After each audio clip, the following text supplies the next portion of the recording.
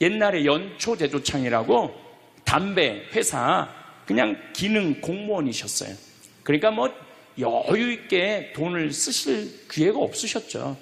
근데 어렸을 때도 돈이 없어서 불편하다, 돈이 있었으면 좋겠다, 그런 말씀 하신 적이 없어요. 그냥 월급 봉투 딱 어머니한테 던지면은 뭐 집이 어떻게 됐든 아무 상관하지 않으시고 당신 산에 다니시고 정말로 신선같이 사셨어요. 근데 아버님이 올 초에 2달 고생하시고 돌아가셨어요. 40년 동안 병원 한 번 안 가시다가 2달 전에 쓰러지셔서 병원에 모셨죠. 병원에 모셨는데 내가 우리 형제들한테 그랬어요. 우리 아버지 평생 자식만을 위해서 살았다. 가족만을 위해서 살았다. 오로지 정말로 사랑하는 가족을 위해서 투신하신 분이다. 우리 아버지 병간호 간병인한테 맡기지 말자. 우리가 사형제니까 우리가 모시자. 그래서 누나가 제일 위니까 누나가 이틀, 큰형 이틀, 둘째 형 이틀. 난 이제 장가 안 갔으니까 나는 하루. 그래서 우리 뭐 형제들은 전부 다 결혼하고 손자들이 전부 다 아들딸 이러니까 아이들이 다 돌아가면서 아버지 병간호를 했어요. 그야말로 자식들 품에서 돌아가셨죠. 자식들 품에서 돌아가셨어요. 근데 아버님이 이렇게 4월 10일 날 월요일 날 쓰러지셨는데 의사들이 심폐소생술 하겠느냐고 그랬을 때 우린 싫다고 그랬어요. 왜 마지막으로 돌아가시는 아버지 갈비뼈를 다 부러뜨려? 그 정도 쓰러졌으면은 87세에 그 정도 병이시면은 이제 돌아가실 때예요. 근데 많은 경우 돌아가실 때 심폐소생술 하게 돼 있어요. 근데 우리는 원하지 않았어요. 4자식 다. 그리고 아버님이 이 골수염이라는 이 병을 앓으셨는데 좀 많이 아프신 병이에요, 마지막에. 그래서 내가 아버지 원도 한도 없이 마약 놔드렸어요. 모르핀. 왜 죽기 전에 아프면서 죽어야 돼? 마약. 그래서 조금만 아픈 기미만 보이면은 간호사한테 가갖고 마약 놔달라고, 모르핀 놔달라고. 여러분들, 죽기 전에 하느님이 인간한테 준 최고의 선물이 뭔지 아세요? 마약이에요. 마약. 그래서 호스피스 병동에서 아플 때 진통제 놔드리는 거, 마지막 효도는 마약 많이 놔드리는 거예요. 그래서 우리 아버지 돌아가시기 전에 원도 한도 없이 마약하고 가셨어요. 원도 한도 없이. 네. 그 조금의 고통을 덜어주는 게 내가 보기에는 효도라는 생각이 들더라고요. 아버지 이렇게 쓰러졌을 때 생명 유지장치 하겠느냐고 의사들이 얘기를 하더라고요. 우리는 아무도 원하지 않았어요. 그냥 아버님 편안하게 보내드리고 싶다고. 왜? 우리 아버지는 참 행복하게 사셨어요. 자식들이 아버지를 너무너무 좋아하고 사랑하고. 그래서 뭐 효도를 뭐 원도 한도 없이 해드렸냐, 이럴 건 자신 있게 말씀 못 드리죠. 하지만 그래도 자식들이, 아버지, 손자, 손녀들이 할아버지 너무너무 사랑했기 때문에 편안하게 보내드릴 수 있었어요. 제가 작년에 왠지 우리 아버님한테 용돈을 많이 드리고 싶더라고요. 평생 돈 한번 넉넉하게 써보시지 못한 아버지한테 용돈 많이 드려야 되겠다. 그래서 제가 작년에는 이제 외부 강의, 한 달에 한 번 하면 한 번, 2번 하면 2번. 아버지가 무슨 돈을 이렇게 많이 주느냐고, 신부님. 아버지 원도 한도 없이 마음껏 써보시라고. 그래서 작년 한 해 내도 그전에는 조금씩 용돈 드리다 작년에는 그냥 막 이만큼씩 드렸어요. 아버지 원도 한도 없이 쓰시라고. 마음 안에 이런 마음이 있었어요. 한번 평생 마음껏 돈 한번 써보시지 못한 아버지 마음껏 돈 쓰시라고. 그랬다 뭐 1억을 드리거나 2억을 드린 게 아니야. 100만 원, 200만 원, 한 달에 300만 원 용돈 드린 거죠. 그러니까 아버님이 노인정에 그 노인 어르신들 밥 다 사고, 또 우리 자녀들이 그 23명인데 아버지한테 식사하러 가면은 아버지가 밥값을 다 냈대. 우리 누나가 항상 하는 얘기가 아버지 지갑에 항상 100만 원 있었대요. 그래갖고 얼마나 기분이 좋아. 아버지 돌아가셨을 때 노인정에서 그랬대요. 물주 세상 떠나서 어떻게 하느냐고 그랬대. 물주 세상 떠나서 어떻게 했느냐고. 아버님이 1년 동안 원도 한도 없이 즐겁게 사시다가 세상 떠난 거예요. 저는 효도도 나중에 한다는 건 다 거짓말이야.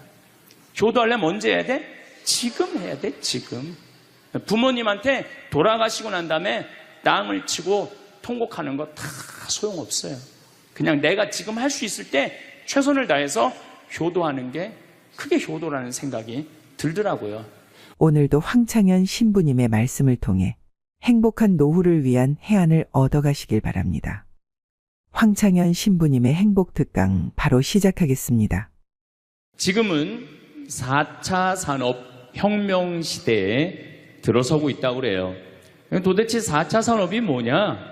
1차 산업은 증기기관의 발명 이후부터 1차 산업에 1800년서부터 한 1900년대까지 이 와트라는 사람이 증기를 가지고 힘을 쓰면서부터 증기기관차, 증기기선, 배, 그 다음에 옷 짜는 것도 증기방적기 뭐 이래갖고 영국에서 시작된 산업혁명을 1차 산업이라고 그래요. 그리고 2차 산업은 에디슨이 1905년에 발견한 전기. 이 전기, 이게 1905년에 에디슨이 발명한 거예요. 그래서 이 전기로부터 시작되는 것을 2차 산업이라고 그래요. 지금 우리는 이 전기의 혜택을 다 받고 살죠. 여러분들 전기 다리미, 그 다음에 세탁기, 냉장고, 텔레비전, 전기 아닌 게 하나도 없어요. 여기 계신 분들은 2차 산업의 혜택을 받고 사시는 분들이죠. 그런데 3차 산업은 컴퓨터, 인터넷, 특별히 스티브 잡스가 시작한 스마트폰, 이게 완전히 세상을 완전히 바꿔놓은 것 3차 산업이에요. 그러니까 여러분들은 1차 산업 때는 안 태어났지만은 2차 산업, 3차 산업은 누리고 사시는 분들이에요. 그런데 지금은 무슨 시대로 들어서느냐 하면 4차 산업 시대로 들어서고 있어요. 4차 산업이라는 건 뭐냐면은 인공지능, 로봇, DNA 조작, 이런 이 완전히 새로운 세상이 펼쳐지고 있죠. 지금 1940년도에 태어나신 분들, 1940년대 40년에서 49년 사이에 태어나신 분들 손 들어보세요. 이분들이 제일 복잡한 세상 속에서 살아가는 거예요. 이게 너무 세상이 변하는 걸 다 누리고 살아가는 분들이 지금 1940년서부터 50년, 1950년, 60년에 태어난 분들이 2차 산업, 3차 산업, 심지어 4차 산업 시대까지 살고 있는 거예요. 1941년에 이제 내일 모레겠네요. 12월 8일 날 일본이 진주만을 습격을 해요. 그거를 여러분들은 무슨 전쟁으로 들었느냐면 대동아 전쟁으로 들었어요. 그거는 일본 입장이고 일본이 대동아 전쟁이지 우리는 아무 상관없어요. 근데 우리는 대동아 전쟁에 내가 그때 고생했다고 그러는데 그건 일본의 속국의 입장이야. 그러니까 그 대동아 전쟁이라는 말 우리 쓰지 말아야 돼. 태평양 전쟁이겠지. 미국하고 일본하고 한 전쟁. 그 태평양 전쟁 속에서 태어나갖고 고생이란 고생한 다음 분들이 지금 70대예요. 그 전쟁 끝나고 좀 난 줄 알았더니 6.25가 또 터졌네. 그래갖고 또 피난 가고 또 일사후퇴 겪으면서 고통 겪고 전쟁 끝나고 난 다음에는 우리나라가 아프리카에 있는 웬만한 나라들보다 못 살았어요. 아프리카에 있는 웬만한 나라보다 못 살았어. 전쟁 끝나고 난 다음에 정말로 허리띠 졸라 매가면서 잘 살아보자고 우리도 한번 잘 살아보자고. 그래갖고 너무 가난한 나라에서 올해 우리가 3만 달러를 넘었을 거라고 그래요. 3만 달러를 넘었으면은 드디어 선진국에 들어서는 거예요. 가장 가난한 나라에서 선진국까지 변화를 여러분들은 경험하고 계신 거예요. 그러니까 여러분들은 너무나 혼란스러운 세상 속에서 이날 이때까지 헤쳐나오고 계신 거예요. 근데 문제는 이제 2020년부터 펼쳐질 4차 산업 시대, 이것까지 살아야 되니까 얼마나 복잡해. 이것까지 살아야 되니까 그냥 중간에 살다가 죽으면은 이 꼴 저 꼴 안 보고 그냥 좋은데, 아니 안 죽으면서 지금 70대 후반 되신 분들 앞으로 보통 20년 정도 더 사실 거예요. 70년대 후반 되신 분들. 근데 60대 되신 분들은 120살까지 거의 살 거예요. 지금 60대 되신 분들은. 그리고 재수 없는 60대들은 200살까지 살 거예요. 200살까지. 재수 없는 60대들은. 그 이야기를 제가 오늘 하려고 그러는 거예요. 자, 제가 한 10년 전에 평화방송에 이런 강의를 했었어요. 아마 또 평화방송에서 계속 틀어주니까 그 내용이 나올 거예요. 10년 전에 한 얘기예요. 앞으로 2020년이 되기 시작하면은 인간은 세 종류로 나눠질 것이다. DNA 조작 인간. 이제 DNA를 조작할 수가 있어요.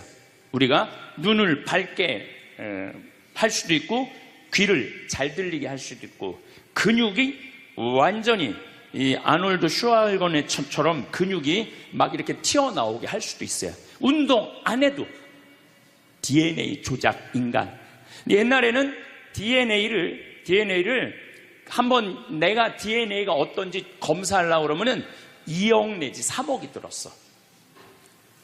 그런데 지금은 내 DNA를 검사하는데 얼마면 검사할 수 있냐면 5만 원이면 검사할 수 있어요. 5만 원이면. 세상이 엄청 변한 거예요. 그래서 이제는 지금 태어나는 아이들은 이제 아파서 병원 가는 일은 거의 없을 거예요. 미리 병원에서 전화를 해요. 너 요때쯤 심장마비가 올 DNA가 있다. 와서 고쳐라. 그럼 DNA 조작만 하면 심장마비가 넘어가는 거예요. 그러니까 안젤리나 졸리라는 미국의 영화 배우가 있어요. 2010년에 유방을 잘랐어요. 왜냐하면 DNA 검사를 해보니까 언니도 그렇고 엄마도 그렇고 유방암이 있는 거야. 본인도 유방암에 걸릴 확률이 있는 거야. 그래서 유방을 자른 거예요. 그러니까 미리 병을 예방을 하는 시대가 오는 거예요. 그게 DNA 조작 인간이에요. 근데 우리 교회는 그런 걸 절대 허락하지 않죠. 절대 허락하지 않는데 절대 현대인들은 할 거라는 거예요. 그 다음에 두 번째 인간은 어떤 인간이냐면 사이버 인간, 기계 인간이에요. 인공지능 로봇 인간. 그래갖고 이 인공지능 로봇 인간이 나오면은 안 그래도 1940년서부터 지금까지 복잡다단한 세상을 살아왔는데 이제 로봇하고 같이 살게 되는 세상이 이제 곧 이제 되는 거죠. 그리고 이제 세 번째 인간은 오리지널 인간. 여러분들, 저나 여러분들. 근데 누가 제일 떨어지느냐? 오리지널 인간이 제일 떨어질 거예요. 그래서 앞으로는 이제 어떤 세상이 제일 걱정되는 게 뭐냐면은 로봇가 공장에서 일하는 거예요. 로봇가 공장에서 일을 하게 되면은 많은 노동자들은 일자리를 잃어버려요. 현재 몇 명 정도 일자리를 잃어버릴 걸로 예상을 하느냐면 8억 명 정도가 일자리를 잃어버린대. 8억 명.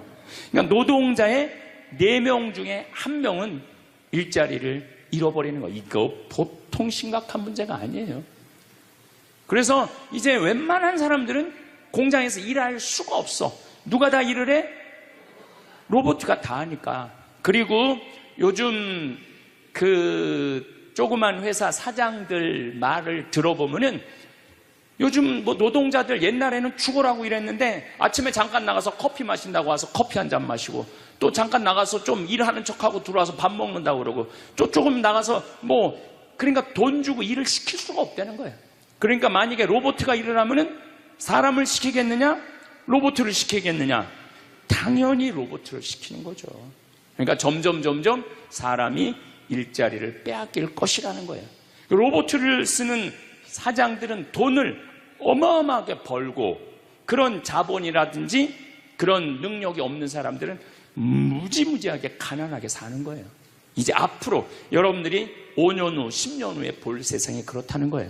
그래서 요즘 세계적으로는 어떤 정치적인 시도를 하느냐 하면은 그럼 일자리 없는 사람들은 먹고 살아야 될 거 아니야. 사람인데. 그래서 로봇한테 세금을 매기는 거예요.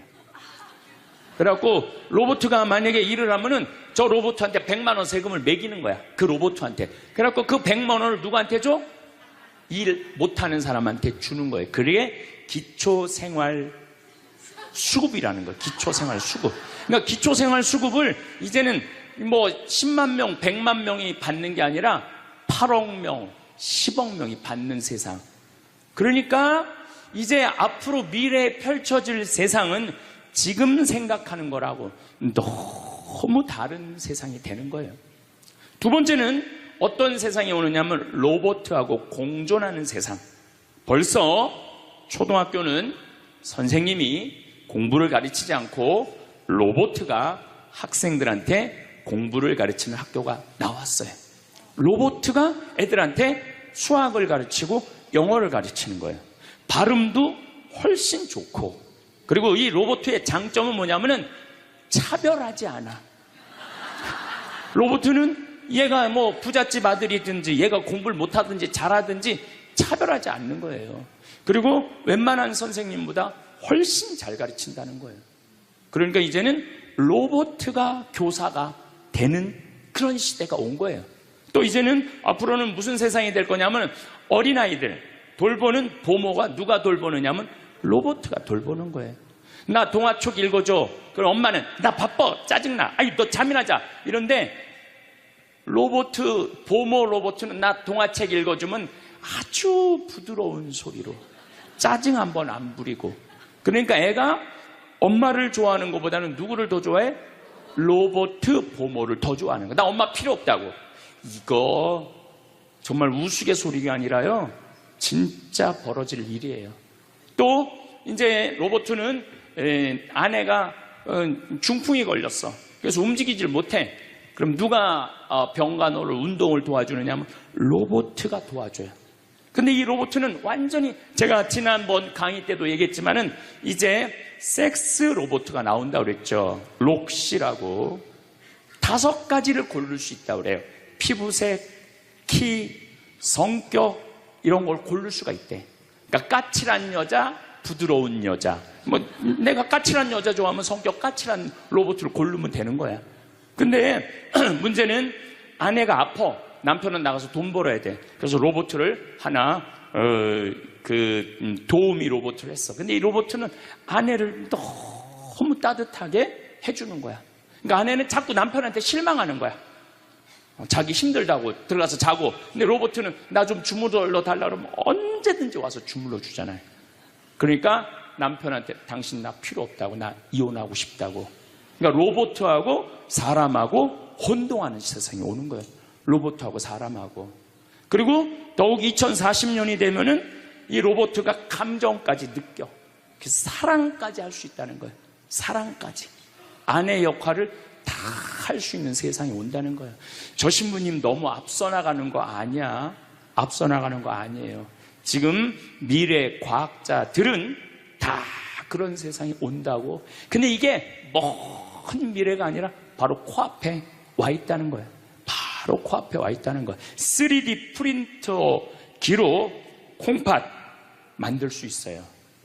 간 만들 수 있어요. 요즘 시도하는 건 심장까지 만들어 갖고, 이제 앞으로는 이제 여러분들이 이제 한 90살쯤 되면은 85살쯤 돼도 그럴지 몰라. 생일날 아버지 이번 생일에 아버지 간 좀 갈아드릴게요. 그래갖고 간 갈아주고, 내년에는 심장 갈아드릴게요. 심장 갈아주고. 그런 세상이 올 가능성이 굉장히 많아요. 그럴 세상이. 참 이게 오래 사는 게 2045년까지만 살면은 안 죽는다는 거예요. 2045년. 그러니까 내가 80살까지만 나도 살면 어떻게든지 버티면은 안 죽을 수 있다는 거. 80살까지만. 앞으로 펼쳐질 세상에 가장 걱정스러운 게 뭐냐면은 수명 연장이에요. 수명 연장.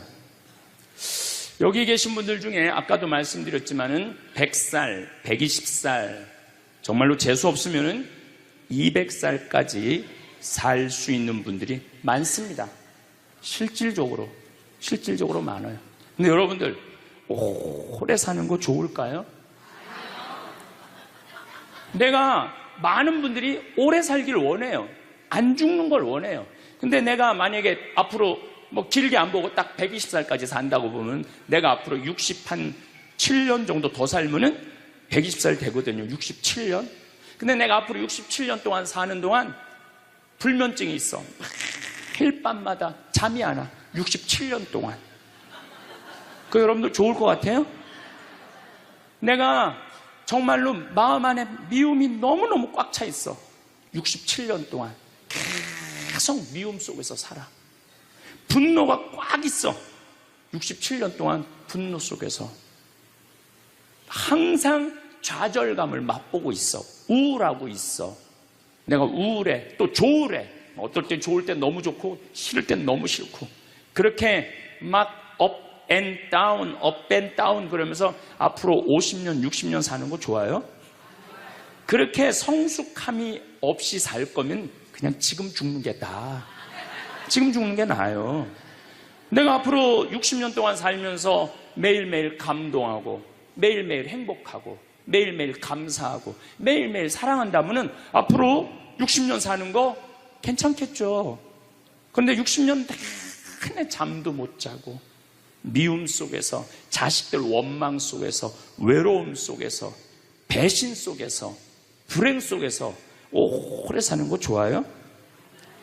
적당한 나이에 죽는 거 내가 보기엔 그 축복이에요.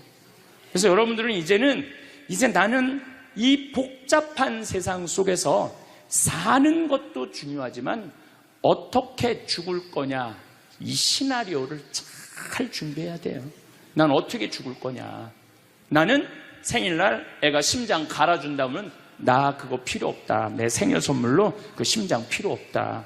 그냥 나는 하느님이 주신 생명, 그 수명 그대로 살다가 그냥 행복하게 떠날 거다. 그런 마음이 중요해요. 근데 우리가 성숙하지 못하면은 그냥 무조건 안 죽으려고만 용을 쓰는 거예요. 또 하늘나라에 대한 희망이 없는 사람들이 안 죽으려고 그러는 거예요. 아니 지금 있는 것보다 하늘나라 올라가면 훨씬 행복하면은 안 죽을 이유가 뭐 있어? 그냥 죽으면 되지. 그냥 사는 날까지 즐겁게 살다가 죽는 날 즐겁게 죽으면 되는 거예요. 이 훈련이 꼭 필요해요. 여러분들 이게 뭐 요즘 알고리즘 그러는데 그건 다 제쳐두고 내가 인생의 설계가 필요해. 나는 몇 살까지 살다가 더 이상 치료받지 않고 암이 걸리면은 안 갈고, 그냥 안 갈고, 간 안 갈고, 신장 안 갈고, 췌장 안 갈고 그냥 하느님 품으로 간다는 생각이 아주 중요하다는 거예요. 제가 보기에는 한 87세까지 살다가 죽는 게 제일 좋은 것 같아. 87세. 아주 딱 좋은 나이가 87세예요. 죽기 딱 좋은 나이가 87세 같아. 그거 넘었으면은 정말 안 보이고 안 들리고 불편해요. 그래서 87세까지 건강하게 살다가 행복하게 떠나는 그런 마음가짐이 제 생각에 참 중요한 것 같아요. 사실 지난 2017년 4월 10일 날 우리 아버지께서 세상을 떠나셨어요. 올해 떠나신 거죠. 올해 떠나셨는데 우리 아버지는 평생 쌍시옷 소리를 한 번도 하신 적이 없어요. 예, 아버지 입에서 욕을 들어봤던 적이 없어요. 쌍시옷 소리를 한 번도 들어본 적이 없어요. 내 자식을 키울 때 매질 한 번 하시지 않으셨어요. 그리고 우리 아버지는 참 남 욕을 하신 적이 없어요. 보통 누구 욕도 하고 정치인 욕도 하고 세상도 욕하는데 한 번도 욕하신 적이 없어요. 어쨌거나 아버님은 쓰러지신 날 당신 스스로 걸어서 화장실 가셨어요. 아침까지. 그리고 오후 1시에 쓰러지셨어요. 그래갖고 밤 10시 41분에 돌아가셨어요. 근데 제가 아버지한테 그랬어요. 아버지, 돌아가시려면은 오늘 돌아가셔야 된다고. 왜냐면 그날이 성월요일이었거든요. 성화요일 돌아가시면은 장례미사를 못해요. 왜냐하면 성목요일 날은 장례미사를 못하게 돼 있어요. 성금요일, 토요일 다 장례미사 못해요. 그리고 예수부활 대축일 장례미사 못해요. 그리고 그 다음 월요일 날 장례를 해야 되는 거야. 의사 선생님은 오늘 내일 돌아가실 것 같다고 그러는데 내가 그랬어. 돌아가시려면 오늘 돌아가시라고. 내일 돌아가시지 말고. 근데 딱 10시 41분에 돌아가셨어요. 그래서 성수요일 날 아버님 장례 미사를 하는데 우리 수원교구에 주교님 4분이 다 오셨어. 얼마나 그게 영광스러워요. 주교님이 4분이나 오셨으니까. 왜냐하면 성주관이니까 주교님들이 외국에 아무도 안 나가시고 교구청에 다 계셨던 거야. 얼마나 좋아요. 주교님 4분이 다 오셔서 미사를 봉헌해 주시니 얼마나 축복된 아버지예요. 또 신부님들이 많이 오셔갖고 그 성당에 수원 정작 꽃매 성당인데 꽤 그래도 큰 성당인데 신부님들이 꽉 차갖고 젊은 신부들이 지하에서 미사를 봉헌했다는 거예요. 그것처럼 축복이 어디 있어요. 그냥 하루라도 더 살라고 용 쓰다가 화요일 날 돌아가셨으면은 7일장 하는 거예요. 7일장. 하루라도 더 살라고 용을 쓰셨으면은. 근데 우리 아버지는 정말로 살아있을 때도 나한테 행복을 주시는데 떠나실 때도 행복하게 떠나시더라고요. 여러분들도 마찬가지예요. 그 엘리자베스 퀴를로 로스라는 호스피스, 유명한 시카고 대학의 호스피스 박사가 있어요. 이분은 2,500명 죽었다 살아난 사람들, 죽었다 살아난 사람들 여러분들 많은 거 아시죠? 왜 죽었다 살아난 사람들이 많아요? 심폐소생술 때문에. 의술이 좋아갖고 죽었다 다시 살아난 사람들 2,500명을 조사를 해봤어. 근데 죽었다 살아난 사람들의 경험, 하늘나라에 대한 경험을 얘기를 들어보니까 너무 평온하고 너무 행복하다는 거예요. 그리고 죽으면은 바로 몸에 빠져나가서 자기를 본대요. 자기를. 그래갖고 여러분들 죽은 사람들 그 주위에서 이 친지들이 하는 말이 다 들린대. 그 몇 분 동안, 하늘나라 올라가기 전에 몇 분 동안은. 그러니까 절대 죽은 사람한테 그렇게 살더니 참 잘 죽었다 그런 소리 하면 안 된다는 거예요. 끝까지 좋은 소리를 해야 된다는 거예요. 사랑한다, 고맙다, 하느님 품으로 가라, 예수님 마리아 요셉한테 가라, 정말로 기도해 줄 테니까 이렇게 말해야지. 그렇게 우리를 괴롭히더니 이렇게 죽는다고 정말로 지옥에 갈 사람이라고 이렇게 말하면은 다 영원히 듣는다는 거예요. 그리고 죽었다 살아난 사람들의 아주 기가 막힌 얘기는 안 못 보는 사람은 죽으면 다 보인다는 거예요. 눈이 다 보인다는 거예요. 그게 그냥 하는 게 아니라 다시 살아 돌아와서 아무것도 못 봐. 근데 의사가 무슨 반지를 어떻게 꼈고 이 병원이 어떻게 생겼고 누가 어느 자리에 있습니까지 다 아는 거야. 죽었다가 죽으면은 눈이 보이는 거야. 다리 없는 사람은 자기 다리가 있다는 거예요. 듣지 못하는 사람은 듣고, 아픈 사람은 아픈 부위가 다 없어진다는 거야. 그러니까 여러분들 지금 살아있으면서 몸에 허리도 아까 할아버지 한 분 안수해달라고 그래갖고 허리가 막 이렇게 구부러진 사람 죽으면 딱 펴진다는 얘기예요. 그러니까 완전히 사도 바오로의 말씀처럼 새로운 모습으로 변하는 거야. 죽으면 끝이 아니야. 하느님께로 가는 여행의 시작이에요. 그러니까 죽는 거를 그냥 밀어내시지 마세요. 한 70년, 80년 살았으면 살 만큼 살지 않았어? 그렇죠? 뭐하러 200년을 살아? 뭐하러 300년을 살아? 또 200년, 300년 사는 것도 좋아요. 그런데 정말로 감동 속에서, 행복 속에서, 사랑 속에서 200년, 300년을 살면 좋지. 근데 여러분들 한 200살 되면 여러분들하고 놀아줄 사람이 몇 명이나 될 것 같아? 200살 단 사람하고. 그 외로움 속에서 사는 거예요. 그래서 자연의 순리를 따르고 사는 게 가장 좋은 거예요. 자연의 순리를. 그래서 사는 만큼 살다가 떠날 때 이제 누구한테 간다고 생각하면 돼? 하느님 아버지한테로 간다고 생각하면 돼. 그래서 죽는 게 결코 나쁜 게 아니에요.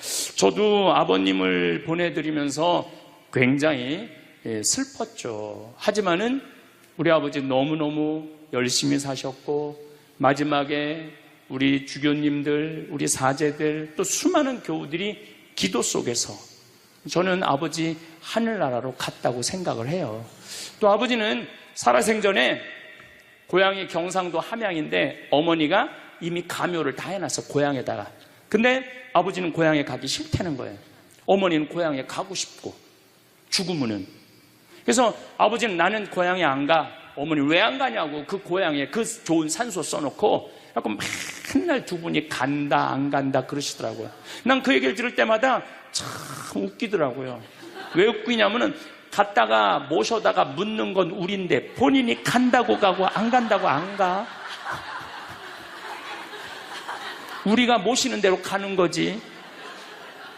근데 작년에 아버님이 굉장히 건강하셨어요. 올해 쓰러지시기 전에. 근데 아버님 말씀이 제 귀를 울리더라고요. 그래서 우리 천주교 수원교구 안성 천주교 공원묘원에 갔어요.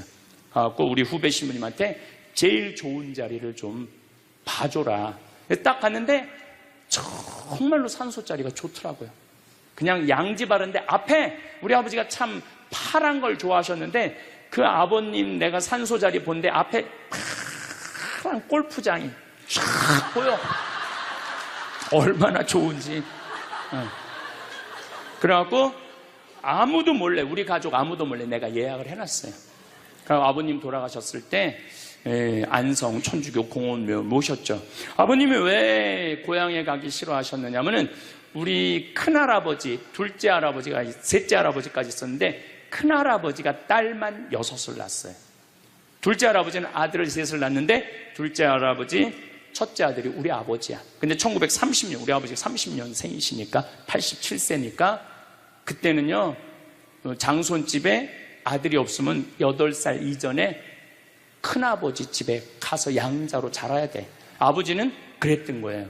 그래서 친어머니 아버지 밑에서 못 자라셨어. 그래 고향이 싫은 거야. 그래서 난 고향에 안 간다고.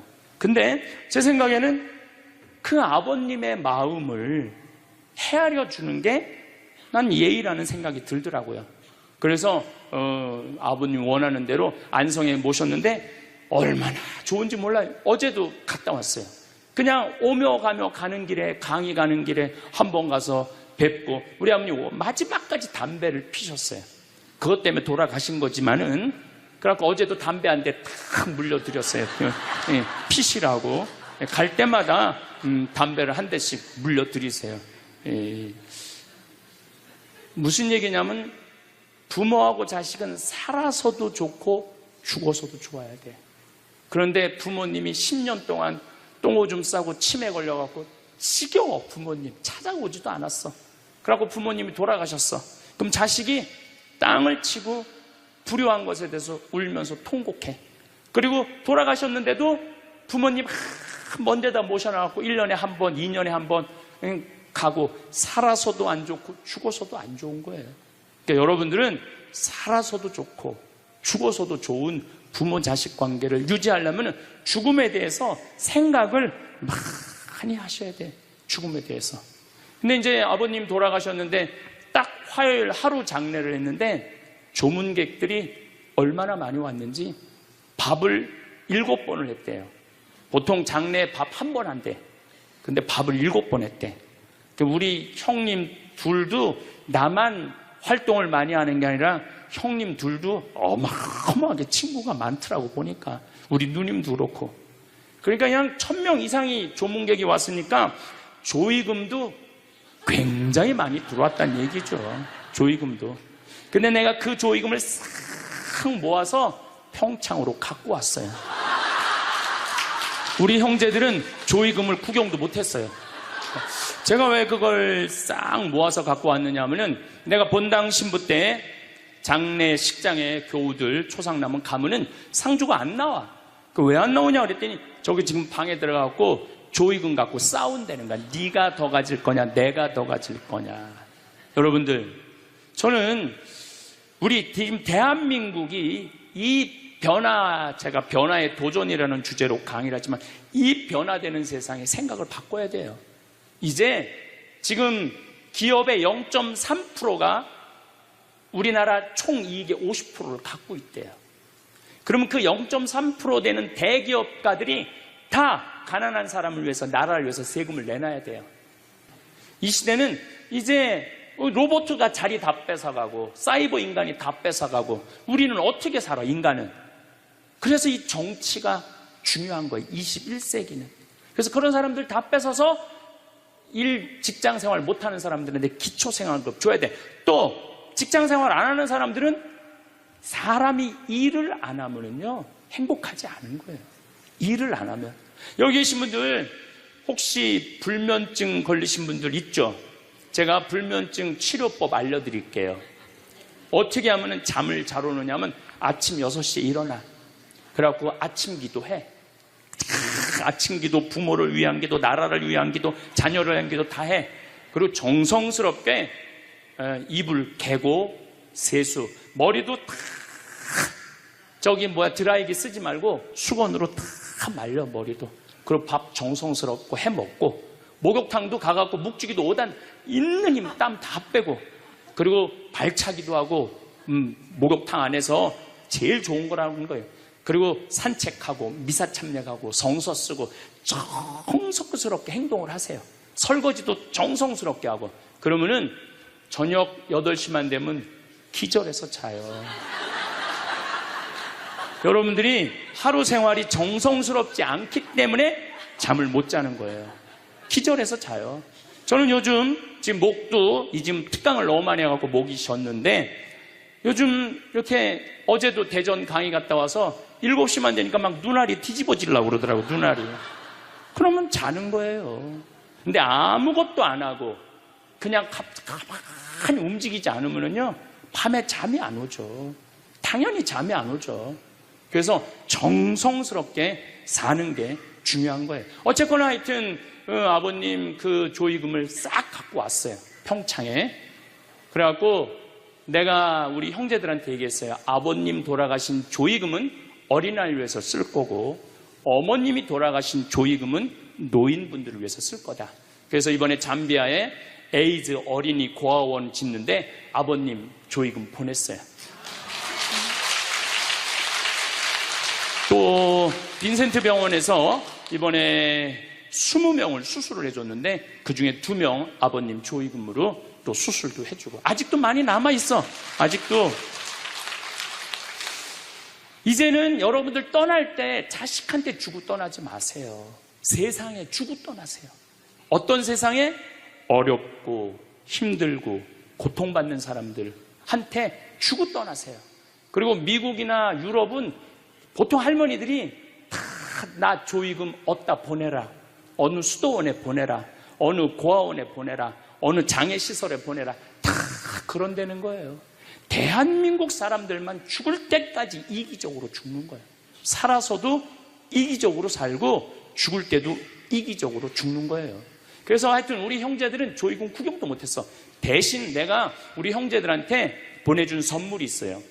조의금 명단은 다 보내줬어. 타이프 쳐갖고. 갚아야 될 거 아니야. 갚아야 될 거 아니야. 되게 죽은 사람들의 경험을 들어보면은 내가 이 키블러 로스라는 이분 책을 요즘 계속 읽고 있는데 기가 막힌 거는 딸이 죽었어. 근데 다시 살아났어. 근데 이 딸이 아빠 엄마한테 얘기하는 거. 엄마 아빠 내가 죽었는데 오빠가 나를 너무 행복하게 기다리고 있어. 그래서 그 오빠랑 놀았는데 너무너무 행복했어. 근데 이 엄마 아빠는 너무너무 놀란 거예요. 왜 놀랐느냐 하면은 이 아이가 태어나기 전에 오빠가 죽어갖고 단 한 번도 오빠 얘기를 한 적이 없거든. 근데 죽어서 그 오빠가 기다리고 있는 거예요. 그러니까 이 기가 막힌 노릇 아니에요. 또 이런 경우도 있었다고 그래요. 어떤 경우가 있었느냐면은 교통사고 났어. 여동생, 오빠, 아빠가 했는데 오빠하고 아빠는 죽은 거야. 이 여동생은 다 기절한 상태에서 죽었는지 안 죽었는지 확인할 길이 없잖아요. 근데 다시 죽었다고 생각하고 병원에 가서 살아났어. 근데 이 여동생이 엄마 너무 슬퍼하지 마. 하늘나라에서 오빠하고 아빠가 날 기다리고 있어. 너무 행복해. 근데 얘는 오빠하고 아빠가 죽었는지 모르는 상태, 혼수 상태인데 그걸 아는 거예요. 근데 여기 특징 중에 하나는 죽어서는 살아있는 사람은 절대 못 본대요. 죽은 사람만 본다는 거예요. 죽은 사람만 하늘나라에서 본다는 거예요. 그래서 여러분들도 세상 떠나면은 하느님 기다리고 있고 너무 행복한 나라로 가는 거예요. 그러니까 죽음은 그 번데기가 이 알을 까고 자기 껍데기를 까고 나비가 되는 것처럼 지금보다도 훨씬 아름다운 세상으로 가는 게 죽음이에요. 이제 21세기는 안 죽는다고 100살을 사니 200살을 사느니 좋은 게 아니에요. 100살, 200살 동안 불면증, 우울증, 미움, 분노, 외로움, 심심함으로 사는 것보다 그냥 한 70, 87세까지 살다가 죽어갖고 행복하게 먼저 떠난 사람들하고 하느님 품에서 행복하게 사는 게 좋죠. 그래서 여러분들 이제 행복하게 살다가 행복하게 떠나셔야 돼. 그리고 제가 늘 말씀드리지만 나중에 행복하지 마세요. 언제 행복해? 지금 행복하세요. 지금.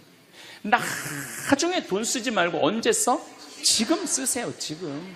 그리고 여기 있는 분들 지금 얼굴을 보니까 돈 쓸 수 있는 마지막 얼굴들이 많다니까. 마지막 얼굴들이 많아.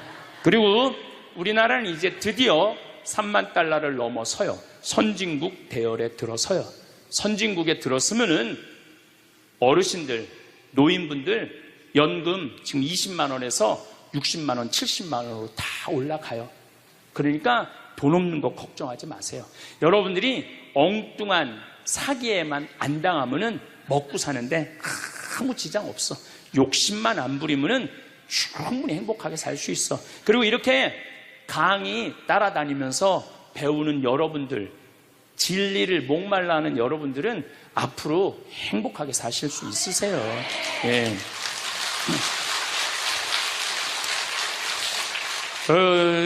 인생의 주인공은 나야. 내 자식이 아니고 내 남편이 아니고 내 아내가 아니야. 내 행복은 누가 책임지느냐 하면 내가 책임지는 거야. 내가 지금 불행한 거는 남편 탓도 아니고 자식 탓도 아니고 누구 탓이야? 내 탓이야. 왜? 나를 위해서 쓰는 법을 배운 적이 없어. 나를 위해서. 버는 법은 배웠는데 쓰는 법을 배운 적이 없어. 본인들을 위해서 쓰세요. 자, 1960년대, 70년대는 열심히 살아야 돼. 너 정말로 아끼고 살아야 돼. 가난했을 때 얘기예요. 이제 3만 달러가 넘었을 때는 이제는 재밌게 살고 행복하게 살고 의미 있게 살고 나누고 살아야 돼. 언어가 이제는 바뀌어야 돼. 그래서 여러분들 정말로 이제는 의미 있고 재미있고 행복하게 생활하시길 바라겠습니다. 어떻게 늙어갈 것인가는 모든 늙은이들의 화두일 것입니다. 사람이 다르듯이 늙는 것도 다르기 때문이지요. 사람이 각기 살아온 역사가 다른 것처럼 늙는 것도 각자 다를 수밖에 없습니다. 품위를 지키며 보람차고 아름답게 늙는 사람이 있는가 하면 그렇지 못한 경우도 있습니다. 멋지거나 추하거나 또 행복하거나 불행한 노년이 되는 것은 모두 자신의 책임입니다. 우리는 모두 살아온 궤적이 다릅니다. 그래서 모든 노년이 즐거움과 행복을 같이 누릴 수 없는 것이 당연합니다. 그러나 노력 여하에 따라서 아름답고 행복하게 늙어갈 수는 있습니다. 그 남다른 노력을 소홀히 하지 않은 것이 바로 지혜입니다. 인간은 지난 세월을 어떻게 살았느냐에 따라 노년이 평가되는 것입니다.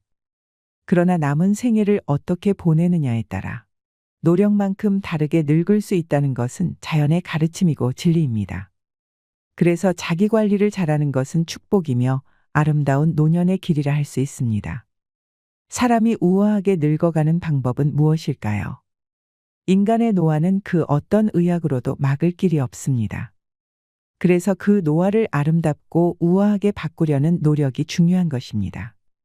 우아하게 늙는 방법에는 여러 가지가 있습니다. 근본적으로는 정산 종사님과 같이 마음의 욕심을 떼고 깊은 수양을 하지 않으면 불가능합니다. 그러나 누구나 그렇게 수행에 몰두할 수는 없지요. 그렇다면 아름답게 늙어가는 방법은 무엇일까요? 첫째, 건강한 생활 습관을 가지는 것입니다. 금연과 절주 그리고 적당한 운동으로 생활 습관을 가꾸는 것입니다. 올바른 생활 습관은 건강을 올바르게 다잡아주면서 아름답게 늙어갈 수 있는 것이지요. 둘째, 충분한 휴식과 수면을 취하는 것입니다. 너무 적게 자고 너무 많이 자는 것도 좋지 않습니다. 뭐든지 알맞게 하는 것이 좋은 것입니다. 낮잠을 적당히 자는 것도 건강을 유지하고 아름답게 늙어가는 비결입니다. 셋째, 사랑을 하는 것입니다. 사랑을 받고 사랑을 주는 것만큼 아름답게 늙어가게 하는 일은 없습니다. 사랑을 하면 얼굴색이 변하고 사랑을 하면 곱게 늙어갈 수 있습니다. 큰 사랑, 넓은 사랑을 하는 것이지요. 넷째, 마음가짐을 편하게 하는 것입니다. 사람이 살다 보면 별의별 경계와 부딪히게 됩니다. 하지만 언제나 긍정적이고 적극적이며 정열적인 행동으로 마음을 편하게 가지면 곱게 늙어갈 수 있지요. 다섯째, 노화에 맞서지 말고 자연스럽게 수용하는 것입니다. 의학의 발달로 주름살 하나에도 피부 미용 시술과 성형들을 하지요.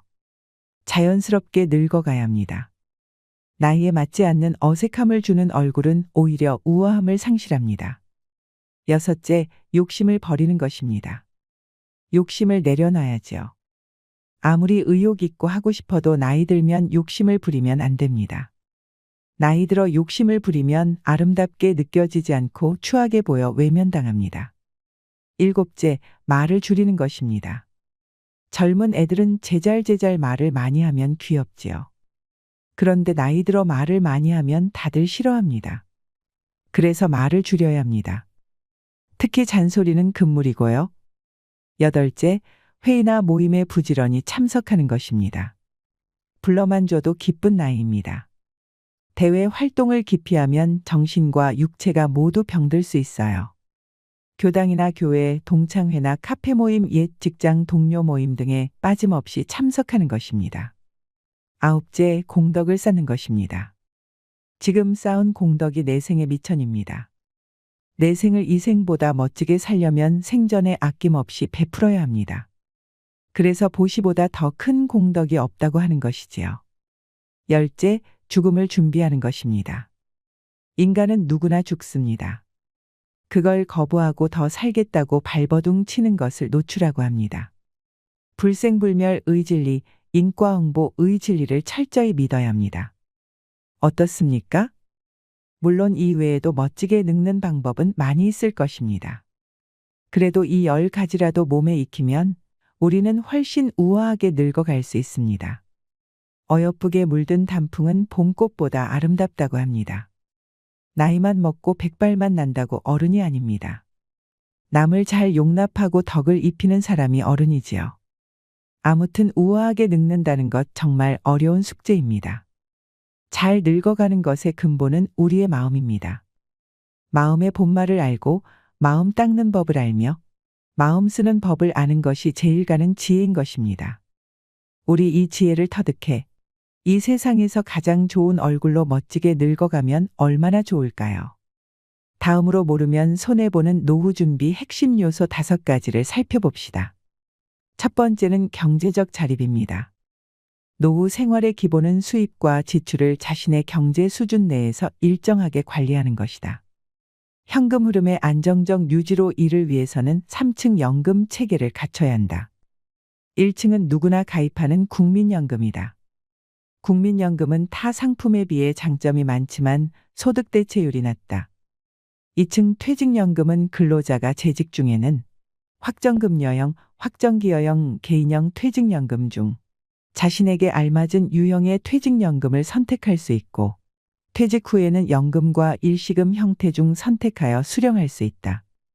3층 사적연금은 개인별 차별화가 있고 노후자금 확보의 부동 자산의 유동화도 고려할 필요가 있다. 두 번째는 건강입니다. 건강을 잃으면 모든 것을 잃는다. 성공, 물질적 소유, 명예도 중요하지만 좋은 건강을 대체할 수 없다. 건강을 위해 균형 잡힌 식사, 규칙적 운동, 정기검진 등이 필요하다. 재취업을 위한 자격증 획득과 자신만의 경쟁력을 갖춰라. 세 번째는 취미와 할 일입니다. 노년에 할 일이 있다는 것은 축복이다. 노인을 위한 나라는 없다. 스스로 외롭지 않은 노후 준비를 해야 한다. 봉사와 문화생활로의 의미와 행복을 찾을 수 있다. 인간은 할 일을 후회하기보다 하지 않은 일을 더 후회한다. 네 번째는 재미를 찾아야 합니다. 소득 수준이 늘어가면서 즐기는 여가 문화도 변했다. 80년대 탁구, 당구에서 90년대는 볼링, 테니스, 2010년 이후는 골프와 캠핑이 대세다. 소득 5만 달러 시대가 되면 승마, 요트가 부상할 것이다. 인생은 즐기는 자의 몫이다. 호모 사피엔스에서 호모 루덴스로 바뀐다. 마지막 다섯 번째는 네트워크를 형성해야 됩니다. 사회적 관계망은 나이가 들수록 감소하게 마련이다. 친구나 이웃 관계가 좋을수록 더 건강하고 행복하다. 인생의 소중한 세 가지 금, 황금, 소금, 지금이다. 고령화, 챗GPT 시대에서 살아남기 위해서는 일을 놓지 않고 하고 있는 일을 사랑해야 된다. 그렇다면 즐거운 노후를 보내기 위해 의식해야 할 것 세 가지는 무엇일까요? 첫째, 새로운 취미나 인간관계에 개방적이다. 새로운 취미에 도전하거나 인간관계를 받아들이거나 항상 오픈 마인드를 유의하는 것이다. 예컨대 새로운 취미를 하게 되면 그곳에서 새로운 인간관계가 생긴다. 레벨업 하고 싶다, 작품 전에 출품하고 싶다라고 하는 목표를 가지는 것도 좋고 동아리에 참가해 임원이나 담당을 맡는 것도 좋다. 즉 인간관계, 목표, 공헌이라는 즐거운 노후를 보내는 세 가지 포인트가 중요하다. 둘째, 여유 있는 노후 계획을 세운다. 시간적으로 자금적으로 여유를 가지고 계획을 세우는 것도 포인트다. 시간이 없다, 돈이 없다 등 없다는 감각은 기분을 피폐하게 만든다. 무모한 계획을 세우고 스스로 자신을 몰아가 버리면 본전도 없다. 예컨대 목표를 세울 때는 누군가와 겨루거나 하는 것이 아니라 노후에는 어디까지나 자신의 시간을 즐긴다는 관점에서 설정해 보면 좋지 않을까? 셋째, 즐거운 노후를 위한 주거 선택의 포인트다. 즐거운 노후는 어떤 곳에 사느냐에 따라서 좌우될 수도 있다. 거주지를 찾을 때는 다음 포인트를 검토해 보는 것은 어떨까? 첫 번째, 최소 10평 미만의 집은 피해라. 최소 10평 미만의 집은 피해라입니다. 실제로 60대 이후에는 자녀들을 모두 출가시키고 부부 또는 혼자 사는 시니어들이 많습니다. 이때 무조건 작은 집으로 가야겠다는 생각에 10평 미만의 집을 선택하는 경우도 있는데 보통 정부에서 지원하는 실버 임대주택의 경우에도 전용 8평, 10평 정도가 많고 오피스텔의 경우에도 10평이 채 안 되는 곳이 많습니다. 하지만 나이가 들면 너무 좁은 집에는 살 수 없습니다. 여기서 좁은 집이라고 하는 것은 10평 미만을 이야기하는 것입니다. 10평이라는 것이 사람이 자기가 원하는 물건을 놓고 정신적 안정감을 추구하기에 최저 조건이며 흔히 말하는 복지적 공간이라고 합니다. 노후의 가장 좋은 주거 형태는 18에서 20평대의 소형 평수이면서 쇼핑, 의료, 취미, 오락, 친교까지 모두 가까운 거리에서 해결할 수 있는 주거 형태가 가장 좋습니다. 두 번째, 복지관 근처로 가라. 복지관 근처로 가라입니다. 우리나라의 집은 학군에 따라서 집값이 결정되는데 반해 초고령 사회인 일본은 복지관 근처 집값이 굉장히 비싸다고 합니다. 복지관 근처에서 많은 노인들이 좋은 서비스를 받기 때문에 복지관 근처에 좋은 집이 많고 집값도 비싸다고 합니다. 나는 아직 복지관 다닐 나이는 아니야 라고 생각하시는 분들이 계실지 모르겠습니다. 하지만 지금이야 근처에 친구들도 있고 아직 왕성하게 일하시는 분들도 계시지만 나이 들면 들수록 우리가 사는 곳에서 배움과 즐거움을 찾기는 힘든 것이 사실입니다. 그러다 보니 나중에는 어디에서 가장 많은 시간을 보내게 될까요? 바로 복지관입니다. 그 이유는 복지관 안에는 교육과 돌봄이 있습니다. 그뿐만 아니라 먹는 것까지 해결이 됩니다. 좋은 영양사도 있고 밥도 비싸지 않고 거기다가 각종 양질의 교육들이 많습니다. 자원봉사할 것들도 있어 보람도 느낄 수 있습니다. 시설도 굉장히 좋으면서 국가가 끊임없이 지원을 하고 관리까지 하며 전문가가 수시로 와서 교육도 합니다. 나이 들어 이런 집결된 서비스를 받을 수 있는 곳은 복지관 말고 찾기 힘듭니다. 물론 돈이 많은 분들은 어디서 배우든 어디서 먹든 부족함이 없겠지만 우리는 조금 부족할 수 있습니다. 특히 요즘같이 물가가 높을 때는 문 밖을 나가기가 무서울 정도입니다. 무엇을 배워보고 싶어도 돈 걱정부터 앞서게 되는데 이럴 때 복지관이 대안이 될 수 있습니다. 그래서 노후에는 내가 즐길 수 있고 친구도 만날 수 있는 복지관 근처에 사는 것이 좋습니다. 세 번째, 병원이 30분 이내에 있는 집을 선택해라. 병원이 30분 이내에 있는 집을 선택해라입니다. 가까우면 가까울수록 좋은 것이 병원이지만 제가 특히 30분을 강조하는 이유는 우리가 기초 의료 서비스에 접근하기 위한 최단 시간이 30분이기 때문입니다. 정말 위급한 상황을 제외하고는 30분 이내에 병원에 갈 수 있으면 됩니다. 요즘 의료시설이 잘 되어 있어 지방 몇몇 곳을 제외하면 보통은 30분 이내에 병원이 있습니다. 노후에 집을 선택할 때는 병원이 가장 우선순위가 되어야 합니다. 중년을 넘어가면서 건강에 대한 이슈가 굉장히 커지게 됩니다. 아무리 몸 관리를 잘한다고 해도 70이 넘어가면 병원을 자주 가게 됩니다. 가벼운 병은 가까운 곳에 가서 치료를 한다고 하지만 중병이나 장기질환들, 만성질환들이 계속 발생하게 되면 큰 병원을 많이 이용할 수밖에 없습니다. 그래서 질병에 대한 관리가 가능한 곳이 30분 이내에 갈 수 있는 것이 가장 좋습니다. 네 번째, 자녀와 살아야 한다면 가치보다는 근처를 선택해라. 자녀와 살아야 한다면 가치보다는 근처를 선택해라입니다. 우리는 자녀와 살고 싶지 않지만 어쩔 수 없이 함께 살아야 하는 상황이 올 수 있습니다. 많은 시니어분들이 사별을 경험할 때 이사를 생각하게 된다고 합니다. 사별을 경험하게 되면 내가 몇십 년을 살던 내 집이 갑자기 공허하고 무섭기 시작합니다. 또 한 가지는 집이 너무 관리하기에 크고 어렵습니다. 그래서 그때 집을 좁혀 가거나 아니며 자녀들이 가까이 있는 쪽으로 옮겨가시는 분들이 많이 계십니다. 이때 우리가 반드시 생각해야 할 것 있습니다. 부모와 자녀가 함께 살면 주거비나 식비의 부담이 줄어들고 외로움은 어느 정도 해소될 수 있으나 사위나 며느리와의 관계에서 오는 새로운 인간관계 스트레스가 생길 수 있다는 것입니다. 따라서 자녀와 함께 살아야 한다면 함께보다는 근처에서 사는 것이 가장 이상적입니다. 손주가 어렸을 때는 손주를 돌보는데 손을 보태거나 성장을 지켜보며 삶의 활력을 얻는 것도 좋습니다. 이렇게 자녀와는 적절한 거리를 유지하는 방법이 노후 생활에서 스트레스를 최대한 줄이면서 현명하게 지내는 방법입니다. 다섯 번째, 근처에 공원이나 산책로가 있는 집을 선택해라. 근처에 공원이나 산책로가 있는 집을 선택해라입니다.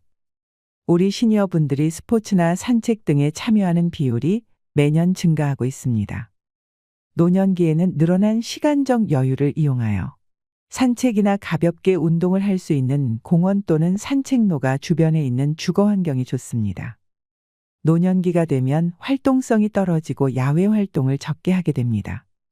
하지만 나이가 들수록 적당한 야외 활동을 하여 신체 활력을 증진해야 합니다. 동네 주변의 산책은 신선한 공기 자연의 아름다움을 느낄 수 있어 심혈관 건강 증진뿐만 아니라 노인 우울증 예방에도 아주 좋습니다. 6번째, 노후용 집은 따로 있다. 노후용 집은 따로 있다입니다. 우리가 집을 소유하고 있으며 재산세 관리비 같은 여러 가지 유지 비용이 발생됩니다. 신혼이나 2에서 30대에 산 집이라면 30년 이상이 지난 건물이 됩니다. 여기서 반드시 확인하셔야 할 부분이 있습니다. 바로 노후에 내가 이 집을 매매한다면 얼마나 받을 수 있는지 금액을 미리 파악해 두는 것입니다. 내가 거동이 불편해져 돌봄 시설이나 병원에 가야 할 때 그 비용을 집 한 돈으로 충당할 가능성이 크기 때문입니다. 내가 가지고 있는 금융자산이 적으면 자택 매매를 고려하지 않을 수 없게 됩니다. 나이 들어 갑자기 닥칠 수 있는 상황들을 대비하는 것입니다.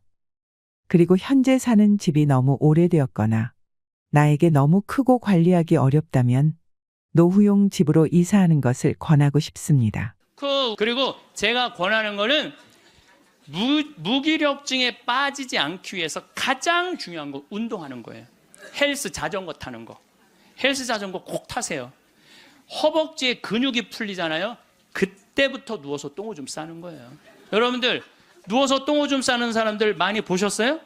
아마 내가 제일 많이 봤을 거야. 누워서 똥오줌. 왜냐하면 환자 봉송체 나가니까.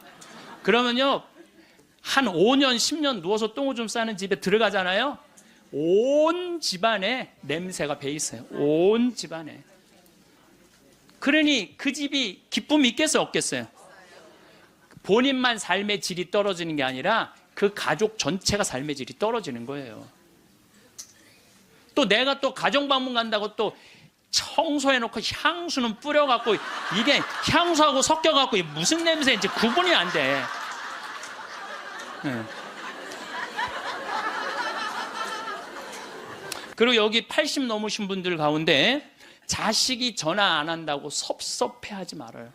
자식이 전화 안 한다고. 당연히 잊어먹을 때도 돼요. 그 나이 되면은. 그 나이 되면 잊어먹을 때도 돼요. 어머니 아버지가 있는지 없는지도 모르는데 무슨 전화야 전화는.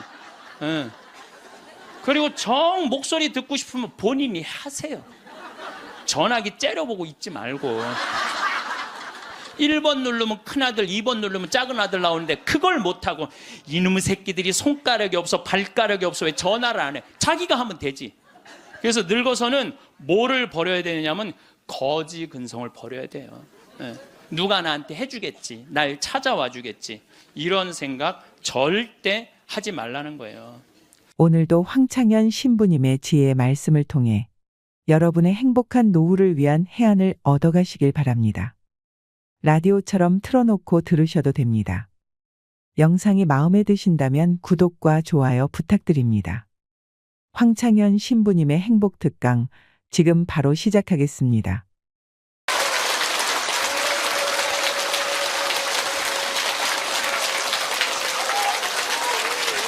네, 감사합니다. 시작 기도 바치고 강의 시작하도록 하겠습니다.